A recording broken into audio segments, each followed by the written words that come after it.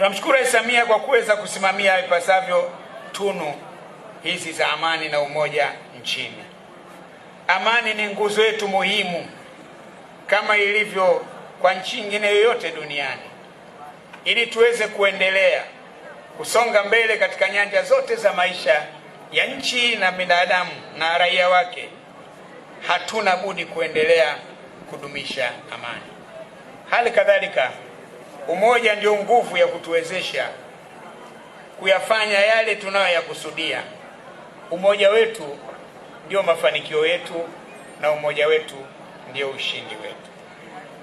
Ndugu viongozi na wananchi wenzangu, tunamshukuru Mwenyezi Mungu, tumeumaliza mwaka wa 2025 kwa utulivu na amani, na watu wamesherehekea sikukuu za mwisho wa mwaka kwa salama.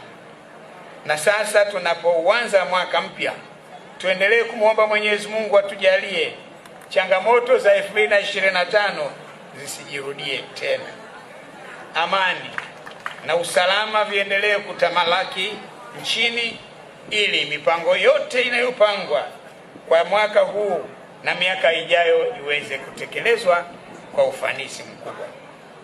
Pia naomba kazi za mikono ya kila mmoja wetu katika shughuli zake azibariki Mwenyezi Mungu, ziweze kupata mafanikio.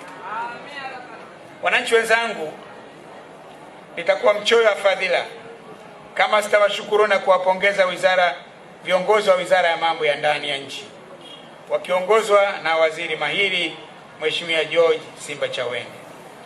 Kwanza, Mheshimiwa Waziri, nakupongeza kwa kuaminiwa na kuteuliwa na Rais Samia kushikia nafasi ya juu ya uongozi wa wizara yetu hiyo.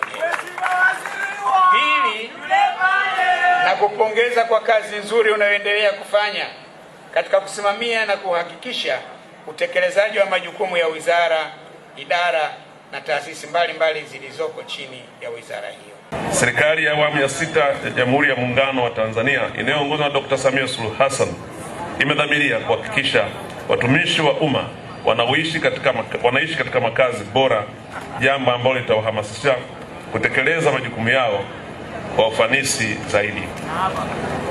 Ujenzi wa ofisi na nyumba za watumishi ni ishara ya serikali kujali na kuheshimu mchango wa watumishi wa umma, na ni hatua muhimu katika kukuza ustawi wao na familia zao.